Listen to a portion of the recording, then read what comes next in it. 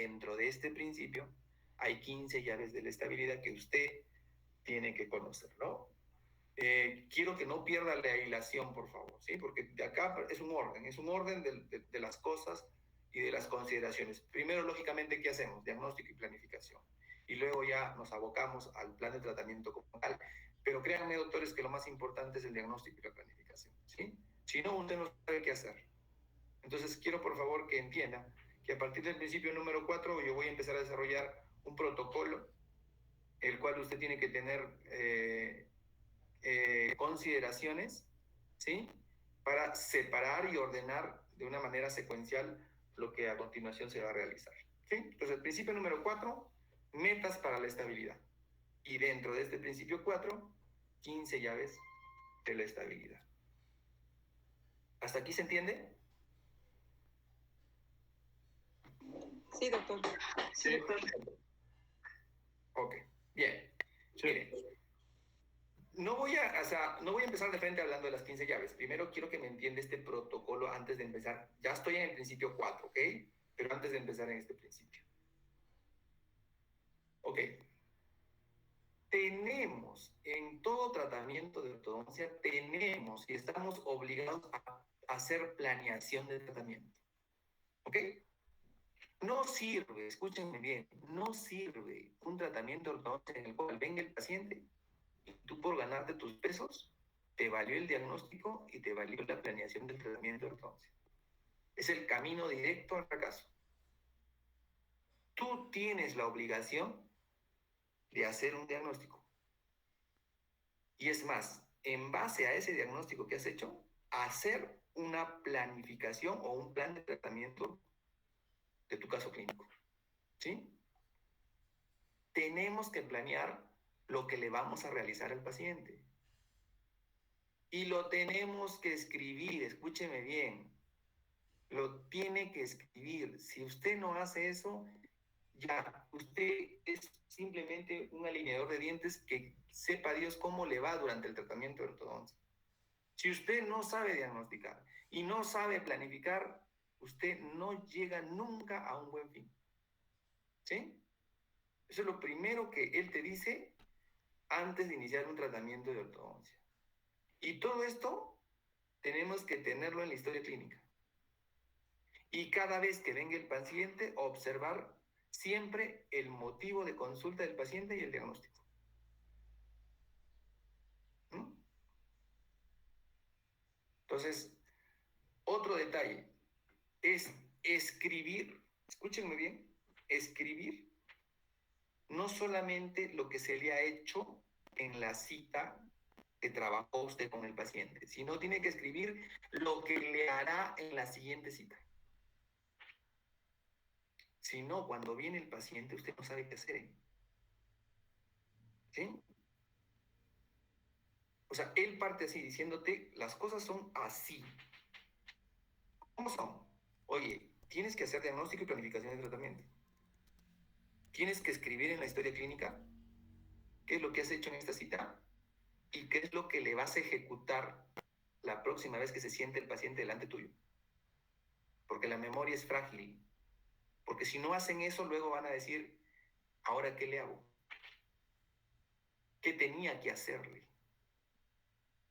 Y en todo momento, con rojo, en la historia clínica, motivo de consulta y diagnóstico del paciente.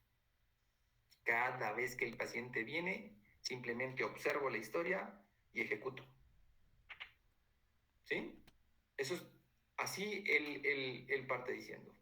Y créanme que esto es importante porque yo lo he visto y también lo he vivido en carne propia.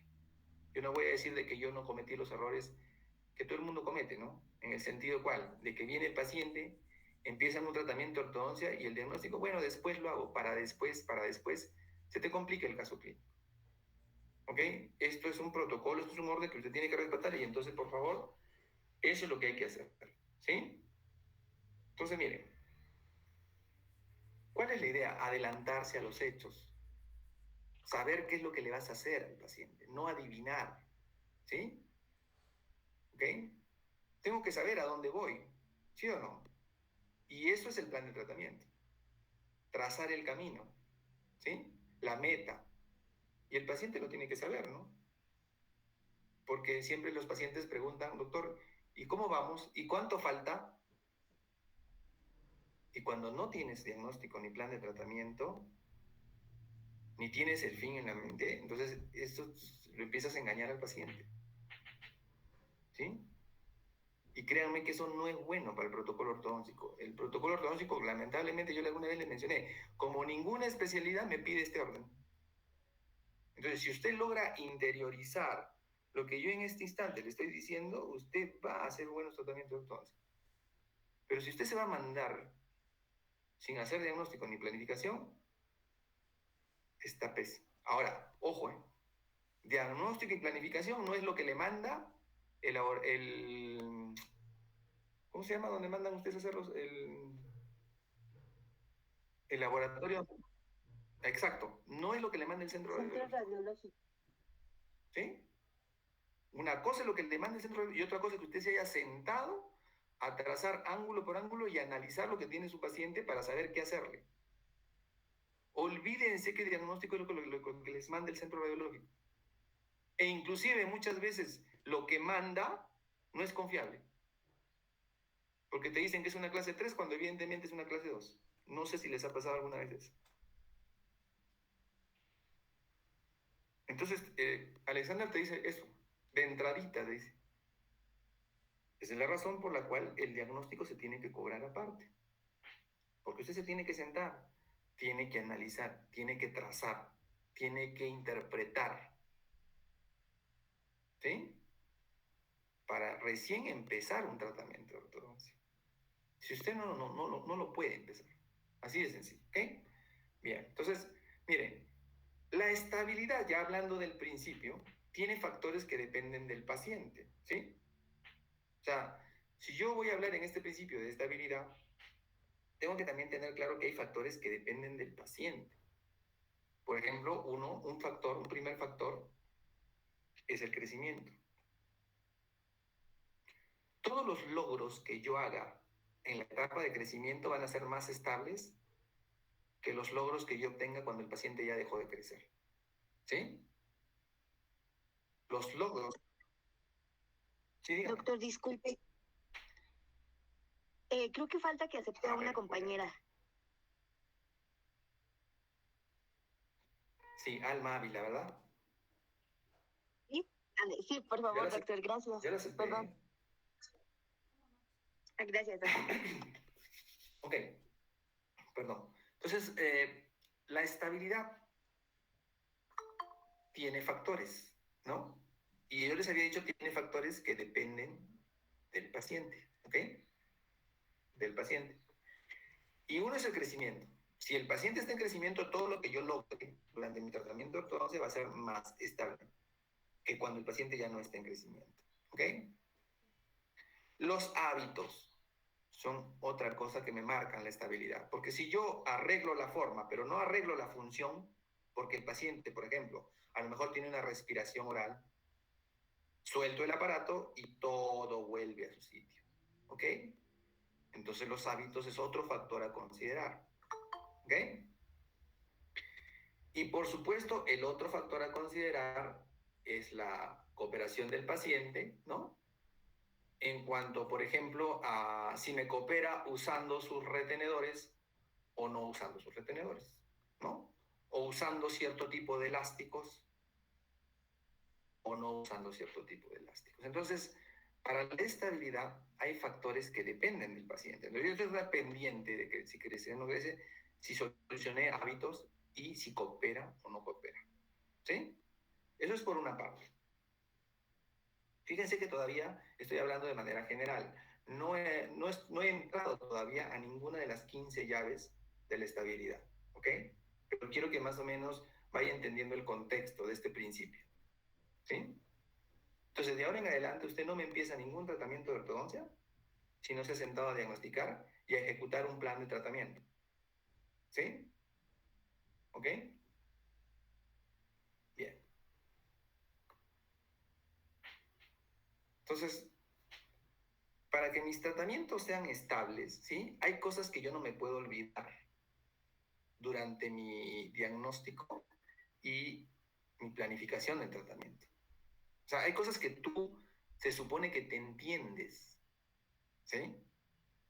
¿Qué es lo que tú tienes que hacer y darte cuenta cuando estás diagnosticando para establecer metas de estabilidad?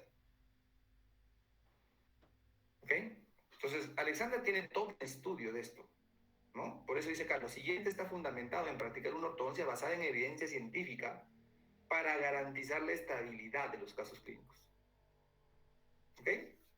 ¿Cuáles son los factores o los parámetros que yo tengo que respetar, que yo tengo que lograr, que yo tengo que tomar en consideración para hablar de estabilidad? ¿Ok? Bien, miren, aquí empezamos. Desde un punto de vista dentario, desde un punto de vista dentario, ¿qué es lo que tengo que saber? Los incisivos inferiores tienen que quedar balanceados en el hueso basal. Número 1, ¿ok? Ojo, los incisivos inferiores tienen que quedarme balanceados en el hueso basal. Quiere decir entonces que yo no puedo dejar al incisivo muy proclinado ni muy retruido, sino tiene que quedarme balanceado.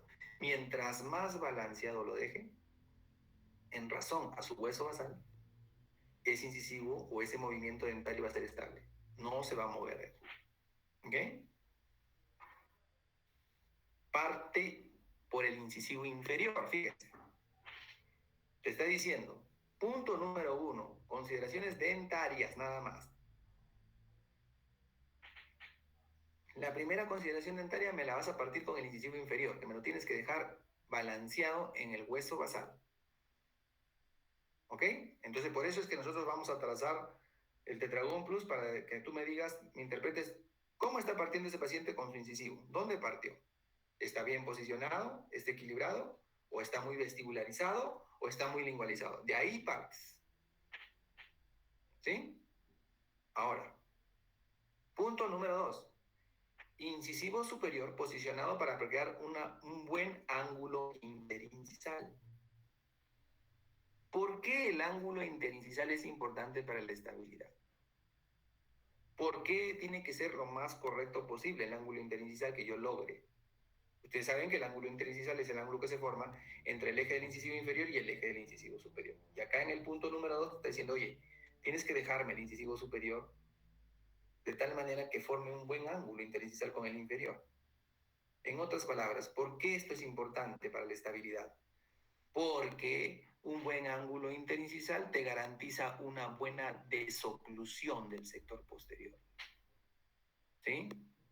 Y una de las leyes de la anatología ortodóntica es que cuando el paciente mastica, come, deglute, mueve la mandíbula, mientras los dientes anteriores contacten, los dientes posteriores tienen que desocluir. Pero eso solamente lo vas a lograr con un buen ángulo interincisal. ¿Ok? Si no logras un buen overbite y un buen overjet, ¿sí?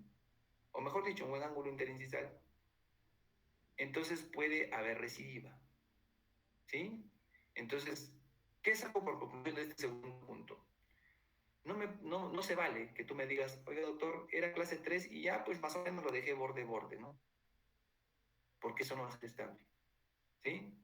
Oiga doctor, era clase 2 pero lo dejé, bueno, con un poquito de overjet. No vale. Eso es inestable. Eso crea puntos prematuros de contacto durante la función que hacen inestable el caso clínico. ¿Ok? Entonces, una correcta, posición de incisivos inferiores balanceados según su hueso basal, número 1.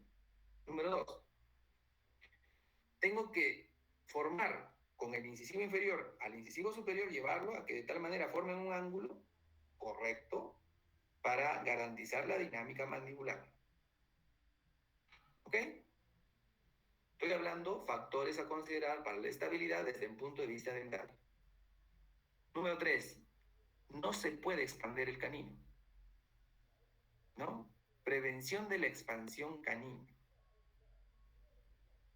El canino es un diente que justo está ubicado en donde se juntan las fibras del buccinador con las fibras del auricular.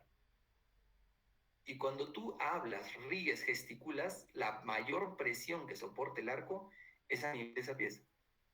Si tú la expandes por el tratamiento de ortodoncia, sueltas el aparato y los músculos se encargan de llevar el canino de nuevo a su sitio. ¿Ok? Entonces, prevención de la expansión canina. No quiere decir entonces que si el canino está lingualizado, tú no lo lleves a su posición correcta. Eso sí va a ser estable porque tú estás devolviendo un equilibrio. Pero me refiero a que tú, estando el canino en su lugar, tú quieras meter los dientes expandiendo el canino. Eso es inestable. ¿Sí? Eso es totalmente inestable. Entonces, el punto número 3 es la prevención de la expansión canina. Pero vuelvo a repetir, no quiere decir para nada que si el canino está lingualizado, tú no lo lleves a su sitio, eso sí es estable. ¿Sí? Punto número 4, apropiada posición radicular.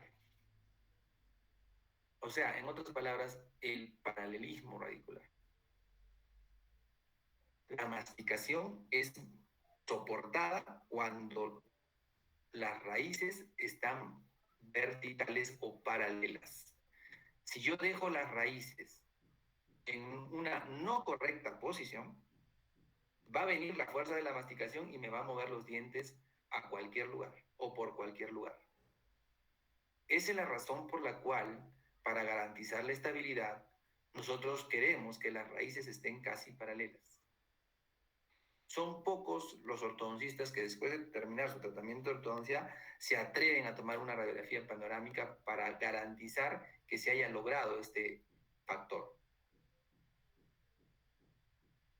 Pero la razón por la cual un paralelismo radicular correcto está relacionado con una estabilidad es porque el paralelismo garantiza que las fuerzas de la masticación sean correctamente absorbidas por esos dientes. ¿Ok? Por eso dice apropiado posicionamiento radicular. Importantísimo y algo que pocos le dan interés. Primeros molares inferiores enderezados. ¿Sí? El enderezamiento molar crea un buen soporte de la oclusión. Es así como deberían funcionar las cosas. Los molares para nada tienen que estar inclinados hacia mesial.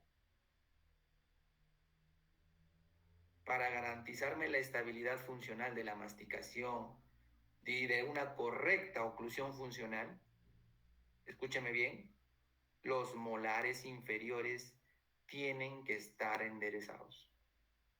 Es obligatorio, no es que si yo quiero. Y nadie le presta atención a esto. La otra razón es que cuando tú enderezas los molares inferiores, consigues mucho espacio dentro del arco. ¿Sí? Entonces ya vamos a ver cómo Alexander logra esto, ¿no? Durante el tratamiento. Pero, oye, esto que te estoy relatando es clave para tu diagnóstico. ¿Sí? Quiero que tengas en consideración estos factores para que tú más o menos sepas por dónde vas a ir, ¿eh? Porque vuelvo a repetir, si para ti solamente son dientes que hay que alinear y nivelarlos, pues cómo los alinearás o cómo los nivelarás, yo no lo sé. Pero tú tienes que cumplir estos parámetros en el tratamiento de ortodoncia y por eso se hace diagnóstico para ver de dónde estamos partiendo. ¿Sí? Y consecuencia del diagnóstico viene la planificación, por supuesto. Pero si yo no sé esto, ¿cómo yo planifico o cómo yo diagnostico? ¿O qué es lo que planifico y qué es lo que diagnostico? Estos son parámetros que yo tengo que cumplir, que a mí me orientan para un correcto diagnóstico y una correcta planificación. Y eso que estoy hablando solamente de los parámetros dentales, nada más. ¿Sí? Ni qué hablar el correcto overbite y el correcto overjet. ¿Sí? Eso, el correcto overbite y el correcto overjet a mí me garantizan que la función masticatoria sea la correcta. ¿Ok? A mí me garantiza el correcto overbite y el correcto overjet que la función masticatoria sea... Porque gracias al correcto overbite y gracias al correcto overjet, en el funcionamiento yo puedo tener desoclusión del sector posterior. ¿Ok? Y otra cosa desde el punto de vista dentario que es importantísimo es que la oclusión céntrica coincida con la relación céntrica. Es decir, que tú tienes que terminar con la mandíbula en el centro. Son 7 puntos o factores que son desde el punto de vista dentario muy importantes que los tomes en cuenta cuando estás diagnosticando y cuando estás planificando.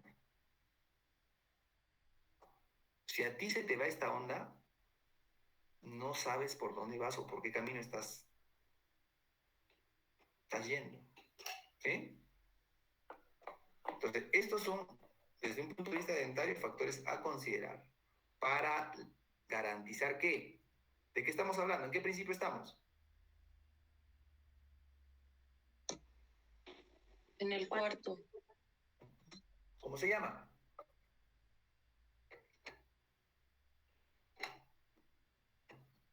Establecer metas para la estabilidad. Establecer metas para la estabilidad. ¿Sí? A veces, supuestamente, maloclusiones que dejamos en clase 1 canina y todo normal, pensamos, tiene recidiva. ¿Y eso es por qué? Porque no has dejado la mandíbula en el centro. Miren, ¿ah? ¿Sí? Entonces, ¿qué me dice? Oye, cuando tú empiezas a hacer un caso clínico, primero pregúntate si la mandíbula está en su correcta posición. Porque de ahí parte todo, ¿eh? Entonces, estos factores, por favor, que desde un punto de vista dentario no se les olviden en el momento que ustedes van a hacer su trazado cefalométrico, en el momento que tengan ustedes durante el tratamiento que hacer algunos ajustes biomecánicos. Oye, a ver, pregúntate, ¿enderezaste los molares inferiores? ¿Qué hiciste tú para en el tratamiento de ortodoncia enderezar los molares inferiores? A ver, dime. ¿Cómo usted puede enderezar los molares inferiores? No, doctor, que yo le puse una curva inversa. Ah, muy bien. Oye, pero ¿estás listo de hacer los molares? ¿O los dejaste para después?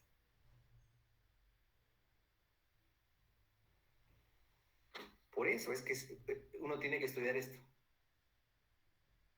¿Sí? Porque si usted no toma en cuenta este protocolo, entonces usted primero empieza por la derecha, luego pasa a la izquierda, luego sube, luego baja, y al final todo se hace un zafarrancho. Orden, doctores. ¿Sí? Orden. Usted en su cabeza tiene que tener metido esto en el momento que está diagnosticando y planificando. Si usted no lo tiene, entonces usted está limitadísimo. ¿Ok? Por eso yo no quiero que se olvide esto. En el momento que se olvida, se le olvidan las cosas pequeñas. Y basta que se le olvide una cosa pequeña, que es un principio, ya usted no está cumpliendo con lo que tiene que hacer para, obviamente, lograr el éxito en un tratamiento de ortodoncia. Hasta ahorita van 7, ¿ok? Consideraciones de tipo dental. Bien, entonces dijimos que dentro de este principio habían 15 llaves. ¿Para qué? Para garantizar la estabilidad. ¿Sí? 15 llaves para garantizar la estabilidad de un caso clínico. Entonces, ¿dónde nos vamos a dar cuenta de este principio? Cuando estemos utilizando los auxiliares de diagnóstico, en el momento de la planificación, en el momento de nuestro diagnóstico. Porque como yo les puse el ejemplo anterior, les dije, oye, bueno, a ver, ¿qué tengo que ver? Para empezar, oye, ¿dónde está mi incisivo, no? A ver, voy a trazar el ángulo y voy a darme cuenta dónde está mi incisivo, ¿no? Luego, ¿qué tengo que ver? Oye, ¿dónde está el incisivo superior? ¿Forman un buen ángulo interincisal o no? ¿El ángulo interincisal es el correcto o no? Para eso tú tienes que saber cuál es el valor del ángulo interincisal según el Tetragon Plus. Eso sale en el internet. Esa es la tarea que estoy dejando. O sea, quiero que me interpreten el paciente X que ustedes lo estén diagnosticando, pero que interpreten basándose en estos 7 puntos, ¿no? No es solamente trazar y decir, ah, sí, está para adelante. No, no, no, o sea, quiero que interiorices esto, para que sepas a qué camino vas o en qué camino vas, ¿ok? Entonces, vamos a ver cada una de las llaves de la estabilidad que están dentro del... Entonces, cuando yo hago cefalometría, ¿no? La cefalometría guía, no es una verdad absoluta, dice Alexander, pero es una auxiliar, es uno de tantos auxiliares que nosotros utilizamos. Por sí sola no es el diagnóstico, ojo, porque yo tengo que relacionar la cefalometría con otros exámenes auxiliares, modelos, postero anterior y todo lo que yo quiera, pero es una referencia, ¿no? En donde sí, por ejemplo, me puedo dar cuenta cómo estoy partiendo como incisivo. Me puedo dar cuenta, oye, la mandíbula está en su lugar o no está en su lugar. Con la otra panorámica de, oye, ¿hay paralelismo radicular o no hay? Oye, ¿los molares están inclinados hacia el mesial? Ah, entonces tengo que verticalizarlos. ¿Qué vas a hacer para verticalizarlos? Para ganar tu estabilidad. Porque quien agarra y coloca de frente los brackets y los alambres y no está pendiente de esto, entonces empeora el caso clínico. Oiga, doctor, pero yo lo he alineado. Está bien, pues lo has alineado, pero a ver, suelta el aparato y quiero que te des cuenta si lo que tú has hecho dura o no dura. Esa es la gran verdad, que diagnosticamos y planificamos sin tener en consideración estas cosas. Por eso es que a mucha gente le gusta Alexander. Porque te va diciendo, te va ordenando. Entonces, oye, no pases por alto esto. A ver, ¿cómo estás planificando esto? ¿No? Estos parámetros. Entonces, por ejemplo, esto es parte, ¿no? Parte de algunos, de la cefalometría. ¿No? En la cefalometría yo me puedo dar cuenta de muchas cosas para planificar mi tratamiento en relación a la estabilidad del caso. ¿No? Ya más adelante ustedes lo van a entender mejor cuando hagan el trabajo, ¿no? ¿Ok? Pero bien, entonces dijimos que dentro de este principio 4, ¿sí? Habían 15 llaves de la estabilidad. Y parte por la primera llave. ¿La primera llave cuál es? El IMPA. En otras palabras, lo que ya les dije, la inclinación del incisivo mandibular. Importante que tú me tengas este dato antes de empezar el tratamiento de ortodoncia. Que me lo diagnostiques y que me lo planifiques para ponerlo en su posición más estable posible y que los casos no te recidiven. ¿Ok? Entonces la primera llave, dentro de este principio 4, la primera llave habla acerca de la inclinación del incisivo mandibular. ¿Ok? Bien.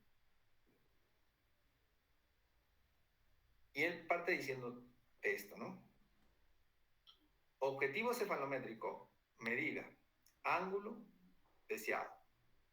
No es otra cosa que el control del torque del incisivo mandibular, o sea, que nosotros controlemos cómo vamos a planificar la posición de este incisivo que arma toda la oclusión, ¿no? Porque donde yo deje el incisivo, tengo que dejar al superior, ¿sí o no?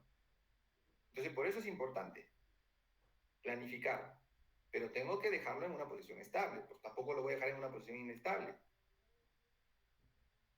porque eso va a repercutir en donde yo dejo al incisivo superior. ¿Ok? Y Alexander parte diciéndote esto, el IMPA. Estos son valores del Tetragón Plus, por si acaso, ¿eh? El IMPA normal es de 70 a 110 grados. ¿Ok? Si tú analizas esto, tú puedes decir, oiga, doctor, ¿qué? O sea que de 70 al pobre incisivo inferior, ¿yo lo puedo llevar a 110 grados? No, pues no. Alexandra te está diciendo que si al incisivo inferior lo encuentras dentro de estos rangos, son rangos de estabilidad para el caso clínico. No quiere decir que yo a un incisivo que tiene 70 lo pueda llevar a 110 y sigue siendo estable. No, no, no, no, no. Es que si, dependiendo del caso clínico, tú encuentras al incisivo inferior en estos rangos, tú puedes considerarlo estable para ese caso clínico. ¿Ok? Y eso es porque, no sé si se acuerdan, yo en la clase pasada les dije que el profesor del doctor Alexander fue el doctor Tweed. Y el doctor Tweed decía que al incisivo inferior había que dejarlo en 90 grados para que esté estable. O sea, tenían que formar ángulo recto, 90 grados. ¿Ok? Pero él no consideró, pues, los diferentes biotipos faciales, ¿no? Alexander sí. Hizo todo un estudio en donde se dio cuenta que los dólicofaciales, los mesofaciales y los braquifaciales tienen diferente angulación del incisivo inferior y para cada uno de ellos tienen sus propios grados de estabilidad. Por eso él te dice que el IMPA no es 90, como decía su maestro, sino te dice, oye, va de 70 hasta 110, pero acá estoy considerando braquifaciales, mesofaciales y dólicofaciales, todo el rango de pacientes. ¿Ok?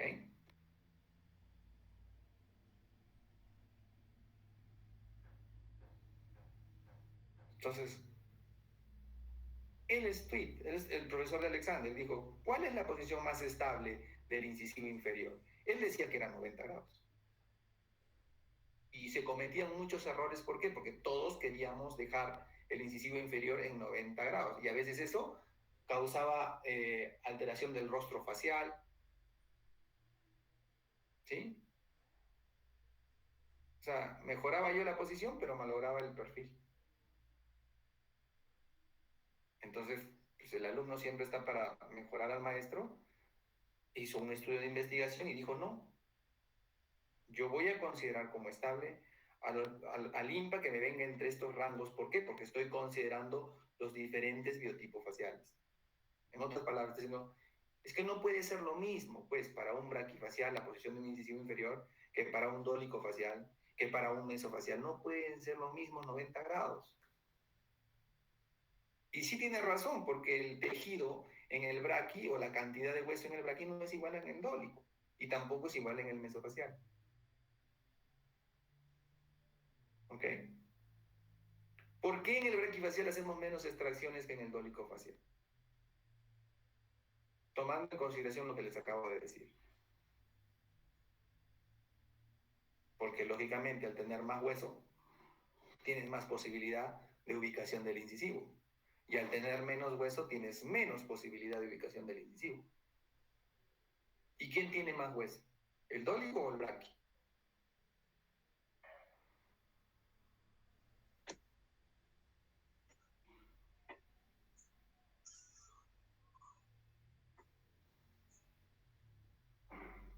¿Quién tiene más hueso, doctores? ¿El dólico o el braqui? Dígame. ¿El dólico? El dólico. Digo, perdón, el braqui. El braqui. ¿Estamos de acuerdo? Los pacientes braquifaciales tienen más hueso. Entonces, si yo tengo más hueso, tengo más chance de mover el incisivo. En un dólico la tabla es delgadita. Tengo poco chance de mover el incisivo. Entonces, imagínate que encima de ser dólico tenga la protrusión incisiva y encima el pobre tenga apiñamiento. ¿De a dónde le vas a sacar más hueso para meter todos los dientes en su sitio? Y se supone que tú lo quieres en una nueva posición estable, ¿no? Entonces, por eso es que no vas a encontrar que Alexander te diga el IMPA 90. El IMPA 90 es de Tweed, de su profesor. Pero Alexander dice, no, un momentito, puede variar entre 70 y 110 grados. Y ese es el primer valor que ustedes van a encontrar para hacer el diagnóstico, el Tetragon Plus, en su bitácora. ¿Ok? Entonces, ¿qué decía Tweed? que es el doctor, que el profesor le decía, oye, los incisivos inferiores deben estar enderezados sobre su hueso basal para estar estables. Sí, eso está correcto. Pero no necesariamente, maestro, son los 90 grados. Porque esa graduación depende del biotipo facial, ¿no? Existen biotipos diferentes que me marcan mecánicas diferentes. Yo no puedo atender igual a un dólico que a un meso que a un braqui. No, no, no, no. Por eso es a que hago el diagnóstico. Porque las consideraciones de anclaje son otras. Si hago o no hago extracciones son otras. ¿No? Entonces, miren, estoy hablando de la primera llave, ¿no? De la posición del incisivo inferior. Y Tweed decía esto, ¿no? Este es el triángulo de Tweed. Es una cefalometría que es muy parecida al de Tetragon Plus. Le copió mucho a Tweed, Alexander, ¿no? El IMP es este, el ángulo que se forma entre el plano mandibular y el eje del incisivo inferior. ¿Y qué decía Tweed? Oye, acá tiene que ser 90 grados. Acá. Para todos, doctor, para todos. Entonces ahí es donde se cometían errores. ¿Sí? Ahí es donde se cometían los errores. No es para todos. No es para todos. ¿Ok? Y es que Alexander vio otras cosas, ¿no? ¿Sí? Vio otras cosas.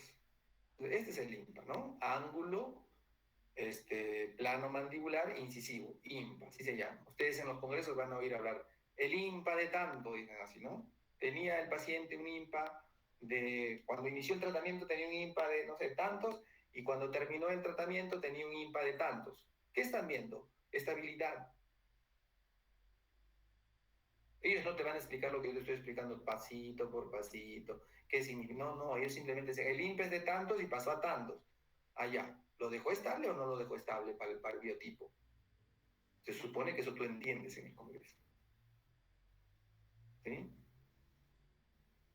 Entonces, ¿qué pasa con los incisivos inferiores cuando están excesivamente protrusivos? ¿Sí? Miren, ¿ah? ¿Qué pasa con los incisivos inferiores cuando están excesivamente protrusos? Alexander se dio cuenta, ¿ok?, que la estabilidad es la posición con la que el paciente se presenta o llega. Tú me puedes decir, oiga doctor, estos incisivos están protruidos, perfecto, pero si yo no les hago nada, ahí van a estar toda la vida. ¿Esto es estable o no es estable? Claro que es estable, pues, es un equilibrio de la enfermedad, pero es equilibrio, ahí están. ¿Sí? Entonces lo mínimo que quiero es que ahora estén ahí, pero que estén bien ordenaditos. Y quiero ver si concuerda con el biotipo o no concuerda con el biotipo, para hablar de la estabilidad del incisivo inferior. Por eso dice, oye, pero estable es la posición con la que el paciente se presenta a tu consulta. Claro, ahí está. Esto no se va a mover mientras yo no le aplique una fuerza. Ahí está. ¿Sí? De una u otra manera el paciente se ha adaptado y ha hecho que esta mala posición se haga estable. Entonces lo mínimo que quieres es al menos que estén ahí con los dientes ordenados, por supuesto, ¿no? Ya no apiñados, ¿no? Pero vamos a ver qué habla Alexander con respecto a la estabilidad del incisivo inferior.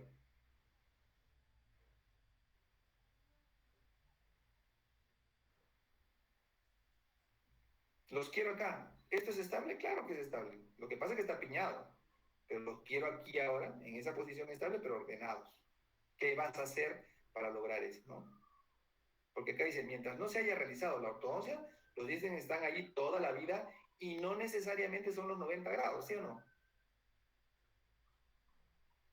¿Ok? Alexander le dice a su maestro, maestro, si usted me habla de estabilidad, así como viene el paciente, así está estable, y no necesariamente son los 90 grados. Lo que pasa es que ahora yo los voy a colocar ahí donde están, pero ordenados, y dependiendo de cada paciente.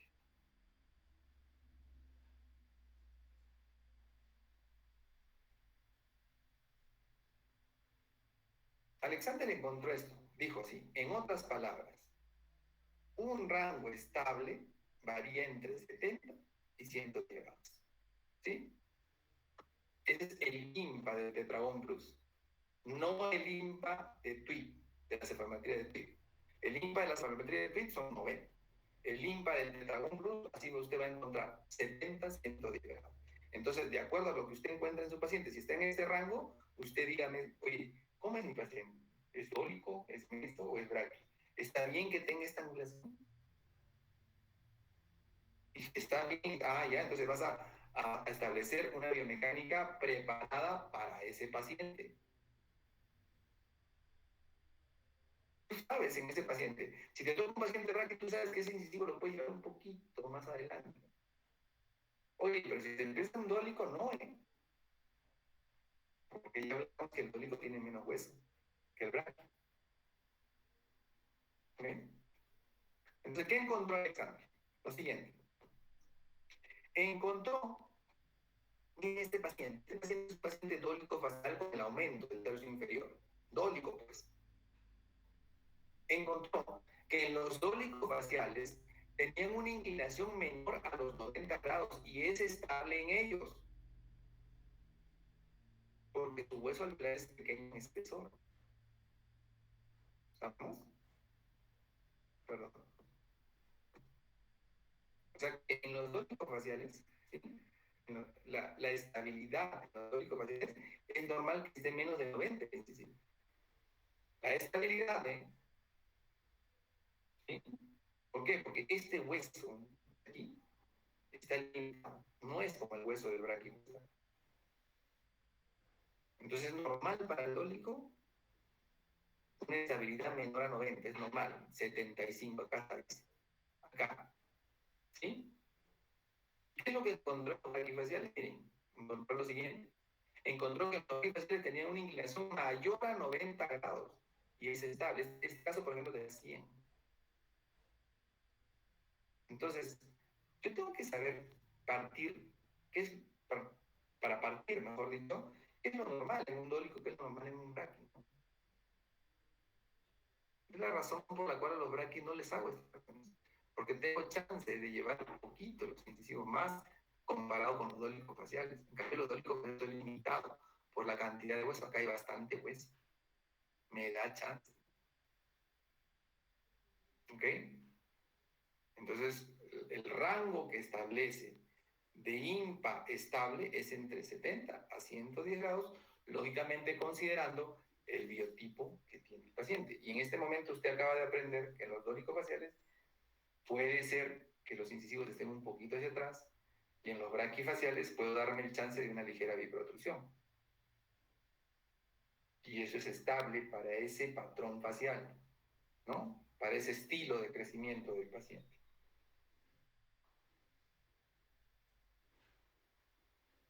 ¿Ok? Entonces, tú aquí tienes un paciente dólico y aquí tienes un paciente braqui, pero en el transcurso, en el paso de aquí hasta aquí, hay una serie de pacientes que van de los 70 a los 110 y que considerando esta angulación se pueden considerar estables esos incisivos. ¿Ok? Se pueden considerar estables esos incisivos.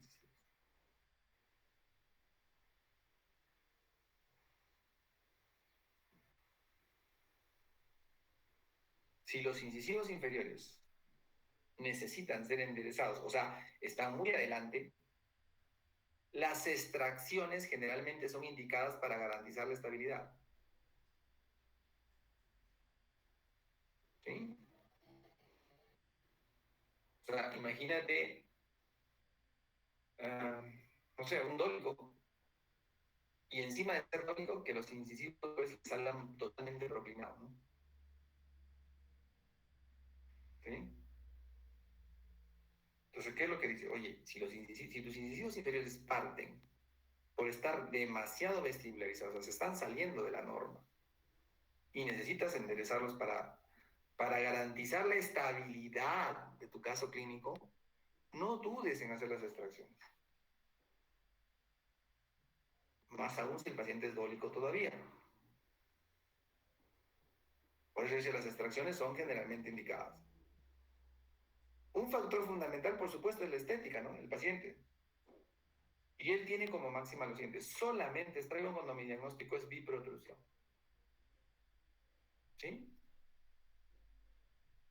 Porque la biprotrusión tiene los incisivos totalmente vestibularizados, ¿no? Entonces, el diagnóstico en el cual él no duda para garantizar estabilidad y mejorar también la estética de los pacientes son aquellos pacientes que tienen el diagnóstico de ser biprotrusos, ¿no? Ahí va a ganar dos cosas. Va a ganar estética y va a ganar estabilidad del caso clínico. Como que quien dice... Doctor, ¿Dígame, doctora?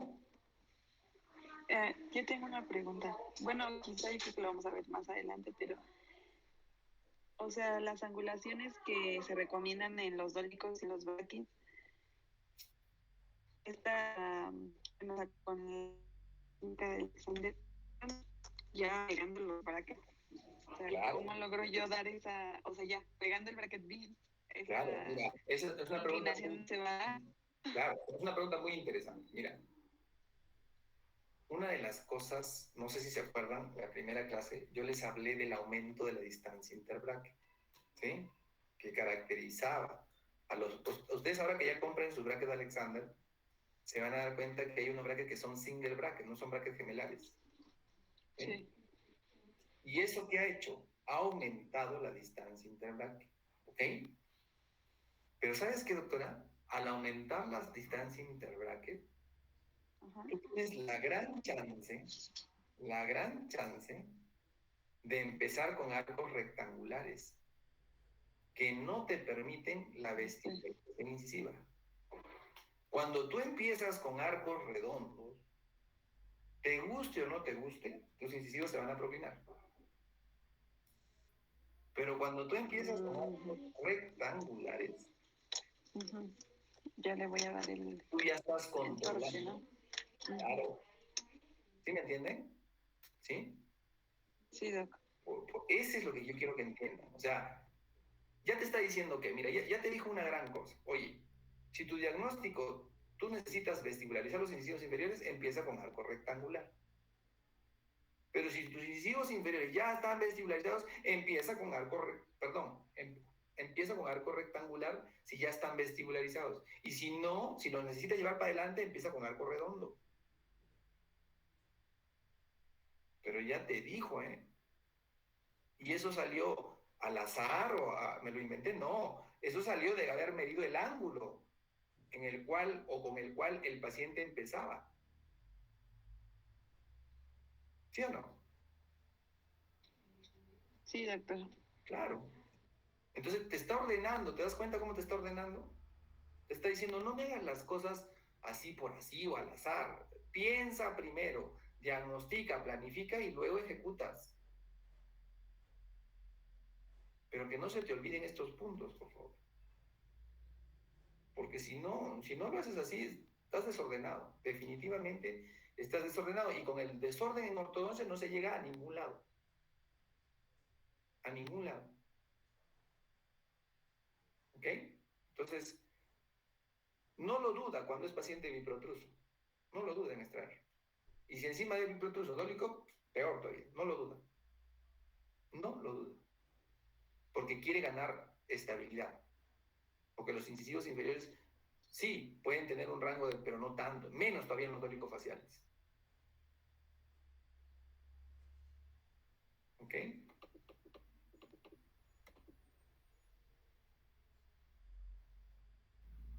Miren el ángulo que manejaba este paciente antes del tratamiento, 103. ¿Sí? Tú me puedes, oiga doctor, pero está dentro del, porque usted dijo 70, 110 y tiene 103. Sí, pero es biprotruso, pues, fíjate, es biprotruso. Mira los labios. Si yo trazo la línea estética acá, los labios me van totalmente por delante. Y si su motivo de consulta es quitar la biprotrusión, tengo que hacer extracciones, no me queda otra. Pero así lo lleve hacia atrás, lo voy a seguir dejando dentro de un rango estable. Antes tenía 103, antes de iniciar el tratamiento. Este biprotruso, ¿no? Clase 1 biprotrusivo. Antes de empezar el tratamiento, 103. Con las extracciones, ¿sí? Con las extracciones, pasa de 103, pasa ¿a cuánto? A 8. ¿Cuánto dice? 86, ¿no? 86, ¿no? Sí. 86. Ok. Oye, pero mira cómo cambió su perfil y mira cómo cambió su dimensión vertical. ¿Sí? Y por supuesto, estos dientes, estos incisivos, si tú los comparas con su basal, están mejor posicionados. Porque mira dónde está la basal y mira dónde está el incisivo. Entonces tengo que hacer extracciones en este caso para garantizar que la estabilidad, porque ahora sí, cuando yo llevé los incisivos lo dejé estable con el hueso. Aquí va a funcionar bien. ¿Ok? Y como les dije, mejoré también el perfil. ¿Ok? Pero generalmente coincide, y es lo bueno, con un paciente dólico facial, ¿no? Porque el dólico facial le convienen las extracciones. Tengo que tratar de disminuir un tanto la dimensión vertical. Ahora, miren, esto, ¿dónde lo estoy ejecutando? En la radiografía. Por eso yo les he dejado hacer el trazado cefalométrico, porque quiero que se den cuenta de esto. ¿Sí? Esto, lógicamente, es un caso con extracciones. ¿Sí? Porque tú me puedes decir, oye, doctor, a ver. De 103, usted se ha pasado a 86. Oye, es bastante, ¿no, doctor? Sí. En estos casos sí es estable. Cuando tú en un biprotruso le haces extracciones y llevas el incisivo fuertemente hacia atrás, sí es estable. ¿Sí? Vuelvo a repetir, en un caso biprotruso con extracciones. ¿Ok? Sí es estable. Entonces, él tiene por ley lo siguiente. ¿Quién le marca más o menos la necesidad de posición incisiva y extracción? En perfil convexo, ¿sí? En perfil convexo, a ver, vamos a ver. Un perfil convexo, ¿dónde está? Acá. ¿No? Miren la convección. ¿Hace o no hace extracciones? No hace extracciones. ¿Sí? Perdón, en un perfil clase 2, acá. Clase 2. Este es un perfil clase 2, ¿cierto? No hace extracciones. ¿Por qué? Peor si el compromiso es mandibular, o sea, hacia atrás. Malograrías al paciente, ¿sí? Aquí el tema es no hacer extracciones y adelantar la mandíbula. Favorecer el crecimiento. ¿Sí? Es un perfil convexo. Perdón, un perfil clase 2. Entonces, en un perfil clase 2 no hace las extracciones. ¿Ok? Porque muchos me dicen, oye, doctor, les traigo arriba y le retraigo y ya queda. No, pues, pero mira el perfil. Mira el perfil. ¿Ok? En un perfil cóncavo tampoco van las extracciones porque empeoras este perfil, ¿no? En un perfil normal tampoco. Él se va a tratar de hacer todo el tratamiento en la mayor cantidad posible sin extracciones. Pero en este que es convexo biprotruso, este sí, van las extracciones. ¿Sí? Por eso le decía, ¿dónde no duda él en hacer extracciones? En este perfil, biprotruso. Convexo biprotruso. No hay duda. Miren el ángulo nasolabial, miren el surco mentolabial por la protrusión incisiva tan grande. No duden en hacer extracciones. ¿Ok? Pero en los demás perfiles, tipo 2, peor si están en crecimiento, clase 1 o cóncavos, para nada las extracciones. ¿Sí? Son pacientes que van a salir sin extracciones. Entonces acá viene este dilema. ¿Hay límites para mover los incisivos? Se refiere a los incisivos inferiores, ¿no? Entonces, miren, acá hay una regla, doctores. Avanzar los incisivos mandibulares más de 3 grados, más de 3 grados, perdón, puede ser inestable. O sea, yo tengo chance para hablar de estabilidad del movimiento de un incisivo para planificarlo en una nueva posición, 3 milímetros para adelante, 3 milímetros para atrás. Y párate. No hay más, ¿eh? Ya no te inventes más hueso, más movimiento, más detalle. Se llama así la regla del 3, del más menos 3. Es decir, que desde donde yo parto con mi incisivo inferior, yo tengo chance 3 para adelante y 3 para atrás. ¿Sí? 3 para adelante y 3 para atrás.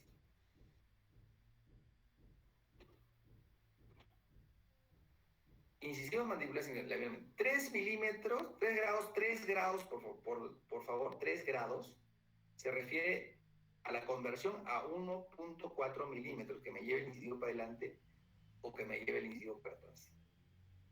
¿Sí? Esta regla del 3 juega para casos sin extracciones. ¿Vamos? Para casos sin extracciones. Ya más adelante les voy a poner cuál es la excepción a la regla, pero cuando usted haga un caso clínico sin extracciones, usted solamente tiene chance 3 para adelante y 3 para atrás. Más de eso, no, porque crea inestabilidad. ¿Ok? Entonces, mire, existen 3 posiciones estables del IMPA. ¿Sí? A ver, vamos a ver. En los casos de no extracciones, se juega la regla del 3. O sea, no se puede variar más de 3 grados de su posición original. Si no, ya estás creando inestabilidad. En los casos donde no hagas extracciones. ¿Estamos de acuerdo? ¿Ok? Miren, acá está la excepción a la regla. En los casos de clases 2, división 2 con sobremordida, ¿no? ¿Nosotros qué queremos con los incisivos? Tanto superiores como inferiores. ¿Qué es lo que buscamos en una clase 2, división 2? ¿Sí se acuerdan de la clase 2, división 2 o no? Queremos proclinarlos, ¿no? Claro, queremos fuertemente proclinarlos hacia adelante. Oye, te pregunto, doctor, ¿serán más de 3 grados? ¿Jugará aquí la regla del más menos 3?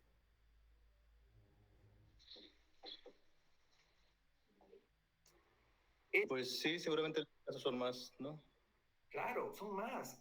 Entonces, esa es la excepción de la regla, el clase 2, división 2. Que cuando tú lleves los incisivos que estaban fuertemente inclinados hacia atrás, hacia adelante, esa posición va a ser estable. Porque es la excepción de la regla.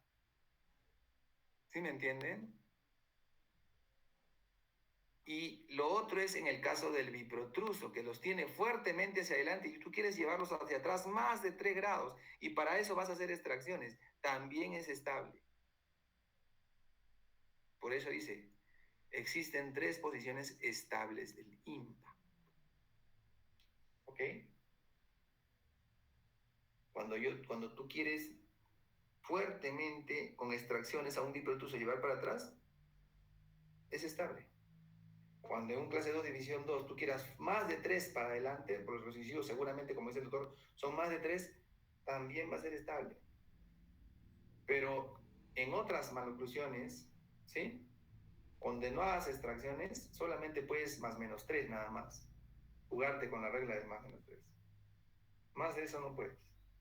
Porque si no, vuelves inestable el caso clínico. ¿Ok? Entonces, ¿qué te dices? Oye, que cuando tienes que hacer extracciones hay que hacerlas. Porque si no, tú creas inestabilidad en el caso clínico. ¿Sí?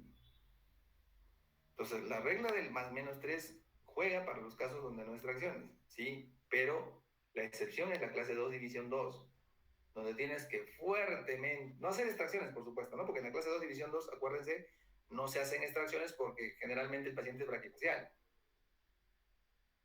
Pero tengo chance de llevarme fuertemente el incisivo hacia adelante. ¿Por qué? Porque tiene bastante hueso el braquifacial.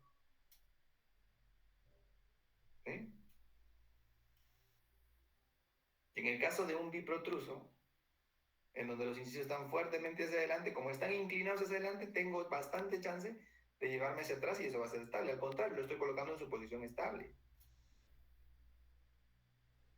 Pero en todas las demás, sin extracciones, por supuesto, juega la regla del más menos 3.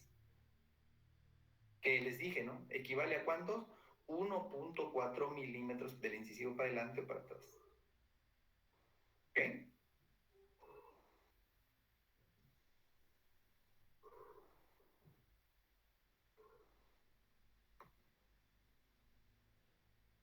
Entonces, es un hecho que los incisivos inferiores pueden ser enderezados drásticamente y permanecer estables. ¿Verdadero o falso? Verdadero, pues.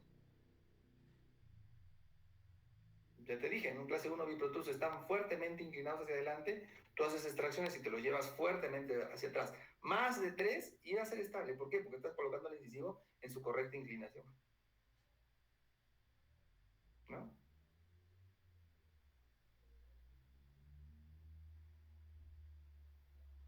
Entonces, ¿qué es lo que busca él haciendo todo este análisis del famoso IMPA? Estabilidad a largo plazo en los pacientes. O sea, fíjense qué importante es la planeación del incisivo inferior. ¿Sí? No quiere decir que no sea importante la planeación, por ejemplo, de un primer molar, ¿no? No quiere decir, pero también tiene su papel el incisivo inferior, ¿no? Entonces, ¿será bueno saber para hacer esto qué es mi paciente, si es dólico, si es meso, si es braqui? Claro que sí, porque ya de eso va a cambiar mi interpretación, ¿sí o no? Yo sé que si es braqui, tiene chance de tener el incisivo un poquito más hacia adelante. Y eso para el braqui es estable, puedo yo considerarlo estable. Pero para el dólico no. Para el dólico no. Entonces cambió mi manera de ver las cosas, porque no todos los pacientes son iguales, güey. O tú crees que todas las clases 1 las vas a tratar igual, o todas las clases 2 las tratas igual. Si son diferentes biotipos, pues tienen una mecánica diferente, ¿no? Y justamente esto es lo que no se tienen que olvidar. Fíjense, todo lo que yo tengo que estar pensando durante mi diagnóstico y planificación de tratamiento. Y a ver que me digan, a ver, ¿quién piensa en todo esto? ¿Quién empieza? ¿Quién me hizo razonar de esta manera? Híjole, el señor Alexander. Alexander era un doctor que venía mucho a la escuela a dictar los congresos, las conferencias. El doctor Juan lo conoció muy bien y venía cada rato. Cada vez que venía traía ciertos tips, ¿no? Porque es típico, era típico de él. Bueno, es típico de él, pero lo que ya no viene porque tiene un problema muy grande en el corazón, tiene un problema cardíaco, ¿no? Y ahora sus hijos son los que están siguiendo, digamos así, que lo que Alexander hizo, ¿no? Como padre. Pero es muy buena técnica que la sepan interpretar. O sea, yo no les digo que hagan la técnica Alexander. Yo, como les dije al comienzo, no se les está enseñando como tal la técnica Alexander, cerrada, no. Se les está enseñando los principios de la ortodoncia. Y si yo no sé esto que les acabo de hablar, y fíjense que estoy empezando con el primer punto, que nada más es el IMPA, ¿sí? Entonces, ¿cuál es el camino que yo sigo? O sea, ¿hacia dónde voy, no? ¿Ok? Entonces, esa es la primera llave, ¿sí? Se llama así, el IMPA. La primera llave es IMPA. Vamos a ver ahora la segunda llave, ¿ok?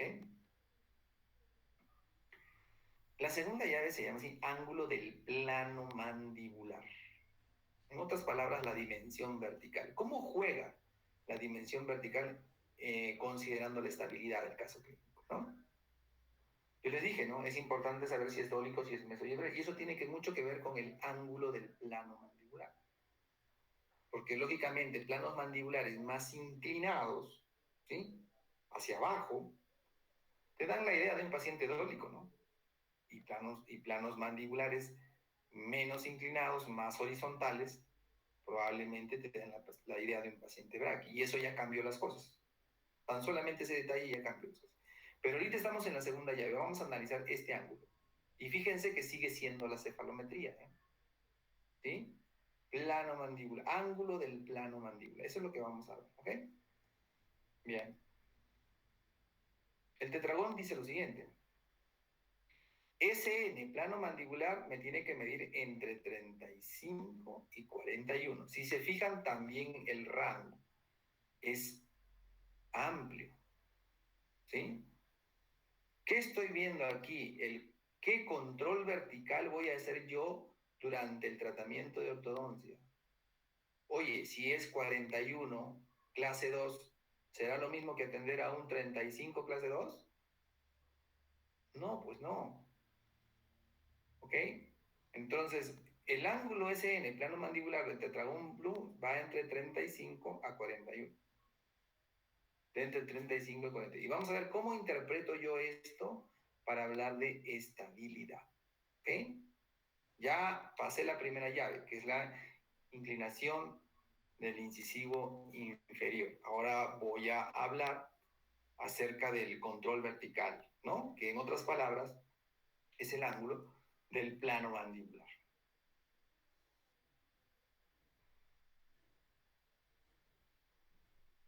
Se forma entonces el ángulo así, SN, plano mandibular. Entonces, lo que mide este ángulo, a mí me da la idea de esto, del control vertical que tengo que tener con el paciente.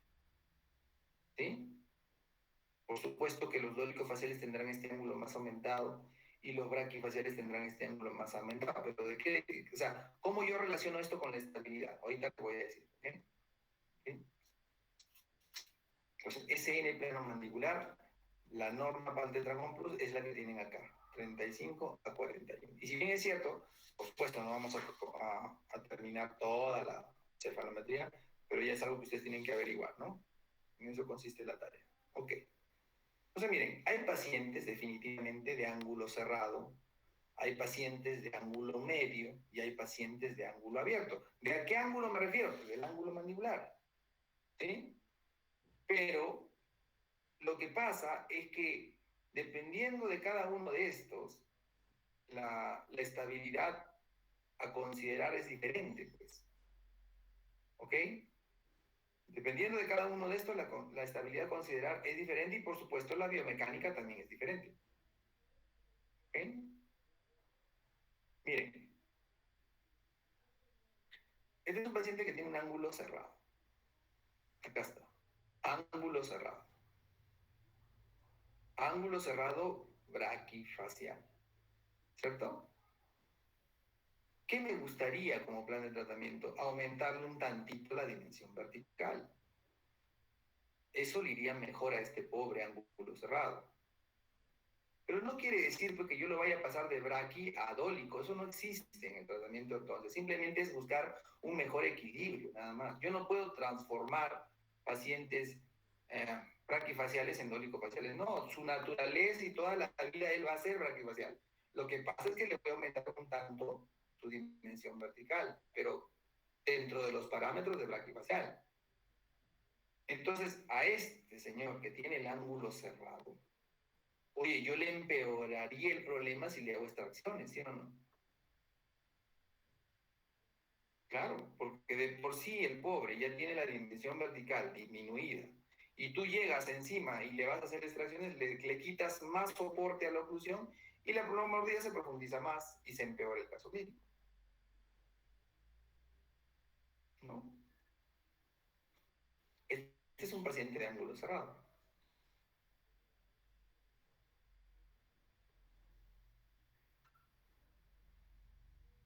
El ángulo balanceado es que ni es tan horizontal el plano mandibular, ni es tan vertical el plano, están digamos que en un promedio, ¿cierto? ¿Ok? Los más estables son estos, los que tienen un plano mandibular casi balanceado, en otras palabras, pues los mesos, que no quiere decir de que el meso sea el bueno y que el dólico y el braqui sean los enfermos, porque eso no es cierto. El ser humano es dólico, es meso o es braqui, eso es lo normal. O sea, ser braqui y ser dólico no es un castigo divino, ¿estamos de acuerdo? Ser braqui y ser dólico es algo normal, natural en el ser humano. Simplemente que lo tengo que dejar un dólico proporcionado Eso es lo que busco con mi tratamiento de ortodoncia, o un braqui proporcionado. Eso es lo que busco yo. Pero yo no intento cambiar el biotipo facial con un tratamiento de ortodoncia.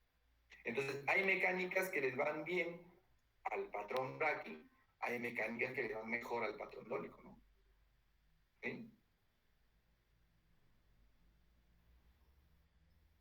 Acuérdense que es la segunda llave que se llama el ángulo del plano mandibular, que me determina los biotipos, ¿no? Este es un ángulo abierto. ¿Sí? Este paciente ya es un dólico, ¿no? Este paciente ya es un dólico facial. Inclusive tiene la tendencia, ¿no?, a la mordida abierta. Si a este señor, este ángulo, miren, tiene 74, o sea, para ser dólico está bien esta inclinación, es estable para este señor, porque es dólico. Y el incisivo está hacia atrás, está bien. Pero si este incisivo me saldría hacia adelante y encima tuviera apiñamiento, entonces eso no va a ser estable. Tengo que extraer para poderlo llevar a su sitio. ¿Ok? Entonces, ¿qué dice la segunda llave sobre el control vertical, considerando lo que les acabo de explicar? Dice lo siguiente, miren. Importante para el control vertical esquelético y para garantizar la estabilidad es lo siguiente. Mantener tan cerca como sea posible los valores pretratamiento. O sea, ¿qué quiere decir? Que lo que les decía, o sea, yo para que ese dólico y ese braqui sigan estando estables, yo no puedo cambiarles al dólico, convertirlo en braqui, por ejemplo, porque le estaría cambiando demasiado el ángulo del plano mandibular y eso no va a ser estable para ese patrón.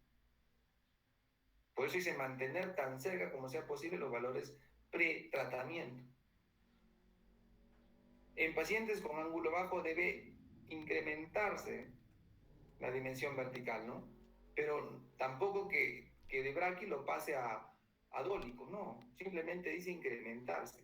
Pero eso no lo voy a lograr y no va a ser estable realizando extracciones. O yo les pregunto, ¿usted hará extracciones en un braquifacial? La respuesta es obvia, ¿no?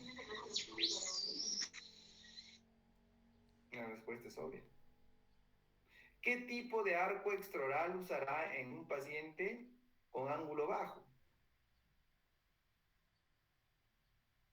¿Sí? La respuesta también tiene que ser obvia. Pero yo no pretendo cambiar el ángulo del plano mandibular enormemente en un caso clínico, no. Yo lo voy a mejorar nada más, pero dentro del patrón que le corresponde al paciente para hablar de estabilidad. Porque si lo hago crecer más, es inestable. El braquifacial por la fuerza muscular vuelve, ¿no?, a profundizar la mordida. Entonces yo no puedo hablar de estabilidad si hice eso. Simplemente, como les vuelvo a decir, voy a mejorar, pero ese señor va a seguir siendo braquifacial. Al dólico pasa lo mismo, lo voy a mejorar, pero ese señor va a seguir siendo dólico facial. O sea, yo no, con mis tratamientos ortodoncia, yo no cambio biotipos. Y gracias a eso garantizo la estabilidad. Porque si yo respeté su biotipo y el tipo sigue siendo braqui, pero con los dientes en su sitio, entonces eso va a ser estable. Pero hay gente que piensa al revés, ¿no? Hay gente que quiere y dice, no, o sea, está con la mordida profunda y yo le voy a abrir la mordida y así va a ser estable, ¿no? El propio biotipo facial te vuelve a llevar todas las estructuras de su sitio. Entonces, por eso dice que acá ¿qué es lo que quiero que entiendan? Que sí, ustedes pueden aumentar o disminuir dimensión vertical, hablando del ángulo del plano mandibular, pero dentro de parámetros que respeten el biotipo facial del cual usted está tratando. ¿Sí? Por eso que Alexander dice, en su historia clínica, en rojo, con pluma roja, tiene que salir ahí qué biotipo está trabajando usted. Porque si viene el paciente a la consulta y usted no sabe el biotipo, entonces, ¿qué anclaje? ¿Qué biomecánica? ¿Qué está haciendo? Está adivinando. ¿No? Y pasa lo mismo en pacientes con ángulo alto. El control del molar maxilar es crítico. ¿Ok? en pacientes con ángulo alto, el control del molar maxilar es crítico. Quiere decir que en un paciente dólico-facial, que tú estás viendo que su plano mandibular está aumentado, oye, no vas a destruir el molar, ¿no? Por favor. Porque lo vas a volver, lo vas a empeorar, pues. Y eso es importante. ¿Por qué? Porque hasta me define cómo voy a expandir si tengo necesidades de expansión. En un dólico facial, si yo le hago una expansión dentro alveolar, empeoro el caso clínico. Normalmente en los dólicos faciales prefiero hacer una expansión tipo disyuntiva. ¿Por qué? Porque esa expansión no me va a permitir que aumente la dimensión vertical, porque el proceso expansivo de por default aumenta la dimensión vertical. No debo permitir la extrusión de los molares. Y MIU se basa en esto, por si acaso. ¿Sí? Controla el molar. ¿Qué técnica controla mejor el molar? MIU, por ejemplo, con sus ansas. No sé si alguna vez ya han escuchado o los han podido escuchar. ¿No? ¿Control de quién? Del molar. ¿Para qué? Para no aumentar la dimensión vertical. ¿No? Yo tengo que tener tratamientos que me aseguren, oye, ya, es dólico. Tiene extrusión molar. ¿Y encima qué? ¿Le vas a extruir más? Es totalmente inestable. Totalmente inestable. No vas a ganar guía anterior, overbite, nada. Se te abre la mordida y punto. Se acabó. Ese caso clínico es totalmente inestable. Entonces, ¿qué quiere decir la segunda llave, doctores? Que para garantizar estabilidad con el manejo de la verticalidad del paciente, o sea, ángulo del plano mandibular, ¿sí? Yo puedo cambiar, pero para mejor, no para peor, ¿eh? O sea, ¿a qué me refiero? A que un ángulo alto no lo voy a hacer más alto, ¿no? Sino intentaré bajarlo, pero dentro de parámetros que estén cerca a cómo empezó el paciente. Igual, 2 grados, 3 grados, nada más. Más de eso ya no es estable, maestro. ¿Sí? Porque no está respetando el biotipo. ¿No? Entonces, esa es la segunda llave. La primera llave, ¿cuál era? La posición del incisivo inferior. Y la segunda llave es el ángulo del plano mandibular. ¿Sí? Entonces, cuando ustedes hagan el tetragón, en la tarea que yo les he dejado, obviamente ustedes me lo van a hacer completo, cuando midan el ángulo del plano mandibular, ustedes me van a detectar si ese paciente es dólico, si es meso o si es braqui, y si le van a cambiar la dimensión vertical, más o menos, poder ustedes interpretar cuánto pueden cambiar de dimensión vertical. ¿Sí? O sea, no esperen en el patrón cambios drásticos, porque eso no es estable. Eso nunca va a ser estable. ¿Ok? Siempre es para mejorar. O sea, a un braqui le voy a aumentar la... Y miren, ya me están dando planes de tratamiento, ¿no? Porque si yo les digo, a ver, trace el plano mandibular, mira, oiga doctor, está disminuido. Ah, ya, entonces es braqui, ¿no? Sí. ¿Qué vas a hacer? Plan de tratamiento. Ah, voy a aumentar ligeramente la dimensión vertical. Ya está. Pero ya tienes la idea. Y luego viene a preguntarte, ¿qué puedo hacer yo para aumentar la dimensión vertical ligeramente en este paciente? Pues ya mentalmente puedes destruir los molares, ¿no es cierto? Ahí sí tienes chance de hacer una ligera extrusión. ¿Okay? Puedes distalizar. Ya te está dando planes de tratamiento, pero si tú te olvidas de esto, entonces es bien difícil, ¿eh? Bien difícil planificar de una manera correcta el tratamiento de ortodoncia. ¿Ok? Bien. Llave número 2, entonces, ángulo del plano, ¿qué? Mandibular. Tercera llave, inclinación del incisivo superior o del incisivo maxilar. Dijimos, ¿no? Que donde dejáramos el incisivo inferior, tenía que venir a montarse ¿quién? El incisivo superior, porque esa es la correcta relación, ¿ok? Pero entre los dos, ¿no? Considerando que el incisivo superior es la guía, ¿no? Porque la cara palatina del incisivo superior guía al incisivo inferior, ¿no? Este incisivo superior tiene que tener pues una inclinación adecuada, ¿no? Para garantizar la estabilidad, para que durante los movimientos funcionales esa guía funcione de una manera correcta, ¿no? Entonces, ¿cuál es el ángulo del incisivo inferior o la inclinación del incisivo adecuada para poder hablar de estabilidad del caso clínico? Vuelve a lo mismo, entre 101 y 105. Considera también dentro de este rango a los pacientes dólicos, mesos y braquis. Por eso dice acá, la angulación cambiará dependiendo del patrón esqueletal vertical. ¿Ok? Y miren lo que les voy a decir. En un paciente dólico, el incisivo superior no tiene que estar tan proinclinado. En un paciente braqui te puede quedar una proinclinación un tantito más exagerada, pero en un dólico no, ¿eh?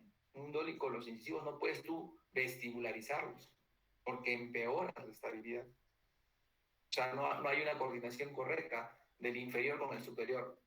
No me puedes dejar el incisivo superior en un dólico muy vestibularizado. En un braqui, un tantito sí. Más que un dólico, si quisiera yo compararlo. Pero en un dólico no. Esa es la razón por la cual a los dólicos se les sugiere técnicas de no muy alto torque. ¿Ok? Porque ya les dije, ¿no? O sea, todo parte del incisivo inferior. ¿Por qué? Porque si en un dólico facial yo no puedo tener el incisivo inferior tan vestibularizado, entonces el superior acompaña al inferior, así de sencillo. ¿No? Y donde deje el inferior, para que se haya una buena relación, tengo que dejar el superior. Entonces, si el inferior lo tengo que dejar atrás, el incisivo superior también lo tengo que dejar atrás. Y si el inferior lo planifiqué protruirlo, yo sé que el superior también lo voy a tener que protruirlo. Pero eso depende del paciente. ¿Ok? Entonces, acá justamente dice eso, ¿no? Para que su incisivo superior funcione adecuadamente con el incisivo inferior, la inclinación del incisivo inferior más o menos tiene que ser de 101 a 105, considerando el rango de dólico, meso y braqui, ¿no? Eso es lo bueno que tiene él, que considera todo el rango. O sea, no te dice, por ejemplo, incisivo central superior, 22 grados. ¿Y qué? ¿Para todos, doctor? Para todos. O sea, para el dólico, para el medio, todos, a todos me tienes que dejar con 22 grados. Punto, se acabó. No. Como que individualiza más la cosa para garantizar estabilidad de acuerdo al patrón facial. ¿Sí? Entonces, por eso dice acá, la angulación cambiará dependiendo del patrón esquelético vertical del paciente. Entonces, ustedes ya saben en este instante que cuando planifiquen un caso clínico, si su paciente es dólico y tiene los incisivos muy hacia adelante, entonces toca para atrás, ¿eh? Porque si tú lo vas a llevar más hacia adelante todavía, eso lo vuelves inestable. Eso lo vuelves inestable.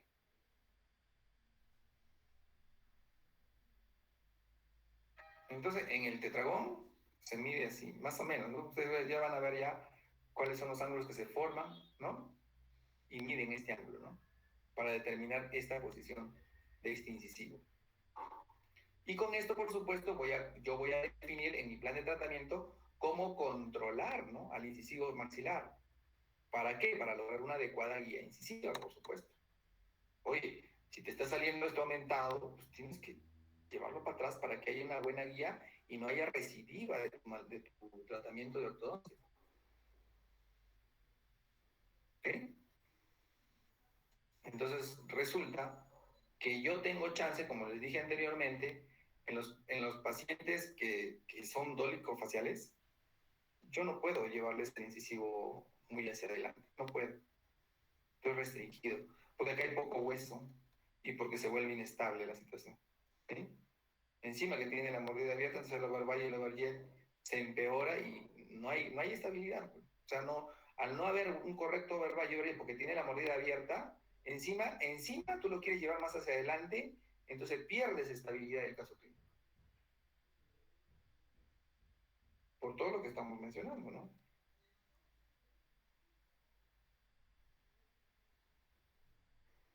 Ok. Llave 4. El ángulo interincisal. Este ángulo. ¿Eh? El ángulo interincisal. Vamos a ver cómo funciona el ángulo interincisal en el tetragón. De 140 a 130 grados. De 130, perdón, a 140 grados, ¿no es cierto? Y miren qué importante es el patrón vertical que te vuelve a decir, cambiará dependiendo del plano mandibular o del patrón esqueletal vertical. Yo tengo chance de garantizar una estabilidad en braquifaciales que deje los incisivos o el ángulo interincisal más cerrado. En braquifaciales puedo tolerarlo, pero un ángulo cerrado en dólicos no puedo tolerarlo, ¿sí? Porque no va a funcionar bien, vuelvo a lo mismo, se me va a abrir la mordida, no voy a lograr un buen overbite y un buen overjet, ¿sí?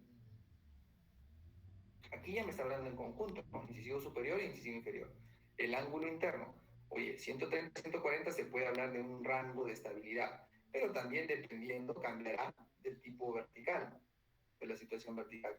Entonces fíjense cómo la situación vertical es importantísima, ¿no? Importantísima. Esto te da la idea frente a qué tipo de paciente estás y cómo debes mover los dientes, porque es diferente mover los dientes en un dólico que en un braqui, ¿no? El chance que tú tienes y la variación que tú puedes poder pretender planificar, ¿ok? Entonces, este angulito es importante, pues, para la estabilidad, ¿cierto? Imagínense un ángulo muy cerrado, que esto se cierre, pierdes, ¿no? El overbite y el overjet y por lo tanto pierdes estabilidad.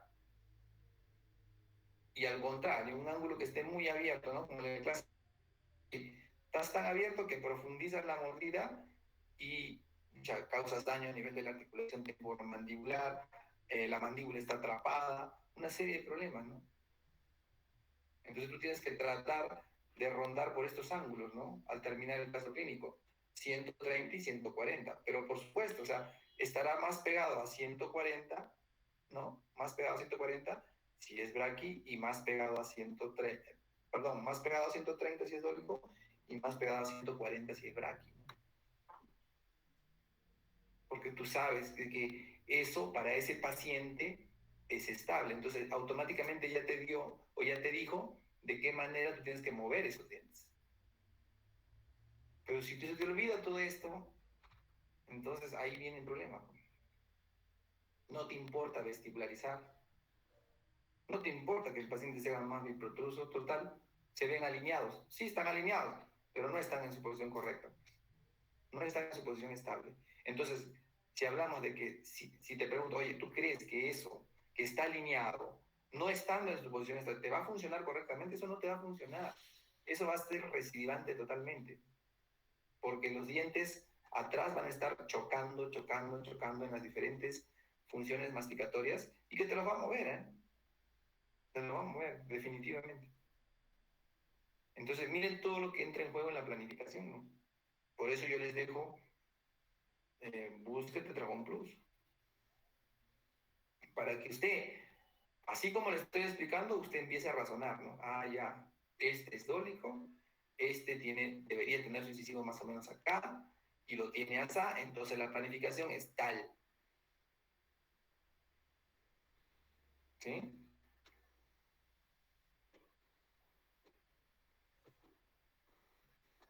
Quinta llave. Dimensión sagital esquelética. O sea, en otras palabras, para que me entienda usted, el ANB. ¿Sí? Si yo les preguntara, ¿qué pacientes serían más estables para ti? ¿Uno que tenga el ANB de 2 uno que tenga el ANB de -2 o uno que tenga el ANB de 7. Todos tus tratamientos de ortodoncia, los que vas a lograr mayor estabilidad, ¿sí? Son los que hayas dejado el ANB correcto, o sea, la clase 1 esquelética. Los pacientes clases 1 esqueléticos son aquellos en los cuales tú tienes que lucirte, porque ahí no está comprometida la estabilidad, porque las basales están en una posición de equilibrio, en su posición correcta. Pero cuando ya yo tengo una basal clase 2, una basal clase 3, ya eso no es estable. A veces nosotros intentamos arreglar esas cosas con compensaciones dentales, ¿no? O sea, arreglamos el problema esquelético compensando los dientes. ¿Pero eso qué significa? Proclinar mucho el incisivo superior y retroclinar mucho el incisivo inferior, o viceversa. Pero eso ya no es posición estable de los incisivos, ni en general de la dimensión sagital esquelética. Entonces, si tú atiendes un paciente clase 2 y atiendes un paciente clase 3 y con tu tratamiento lo logras llevar a una relación esquelética de 1, entonces ese tratamiento es estable.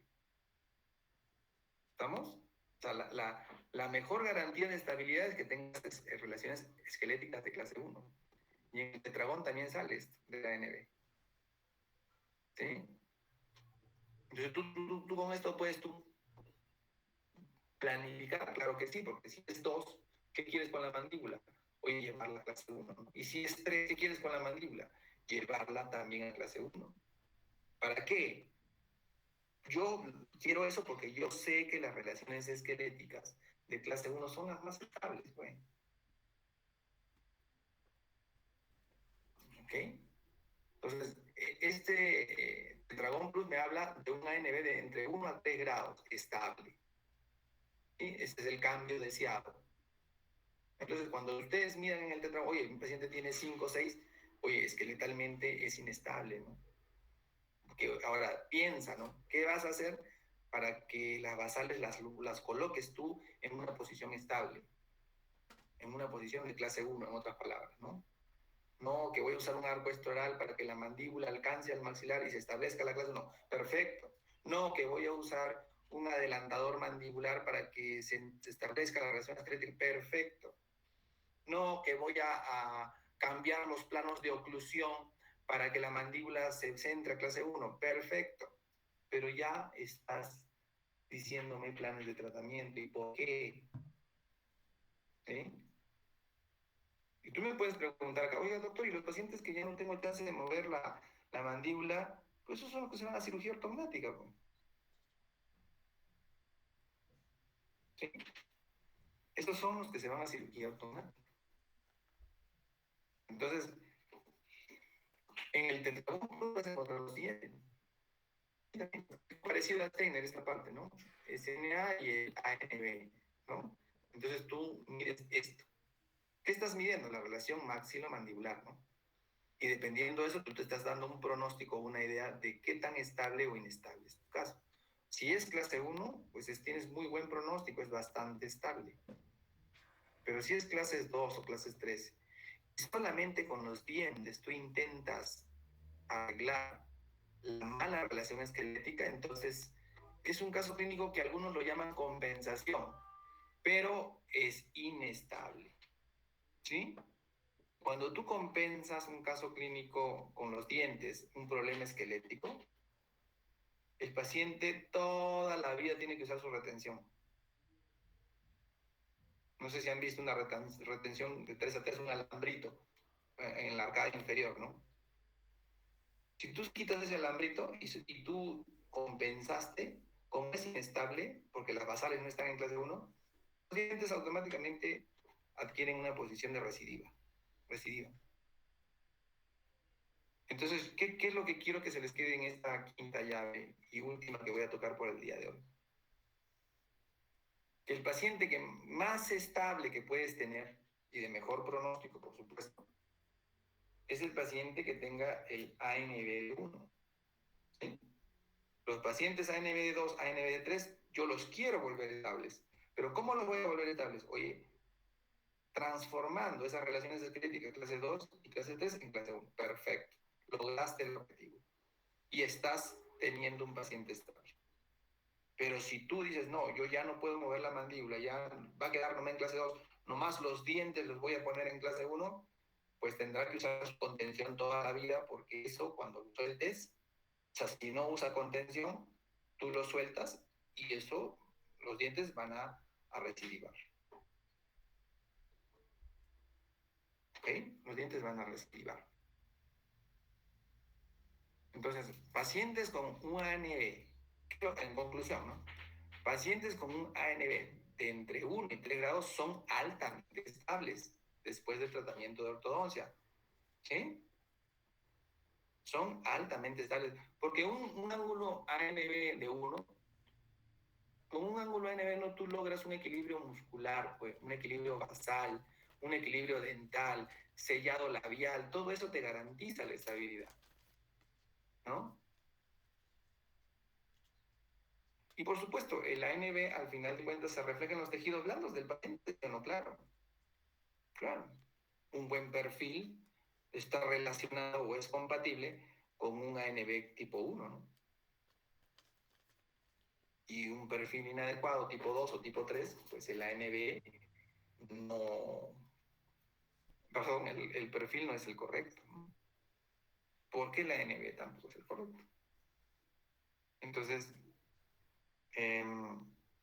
yo lo que quiero es que ustedes tomen en consideración todo esto en el momento de que ustedes estén trazando la separometría. Cuando ustedes empiecen a tener consideración de estas cosas, yo les aseguro, su diagnóstico y su planificación va a ser mucho, mucho mejor. Pero ahorita, miren, estoy en el principio 4 y no he terminado el principio, perdón, en la llave 4, ¿no? ¿Sí?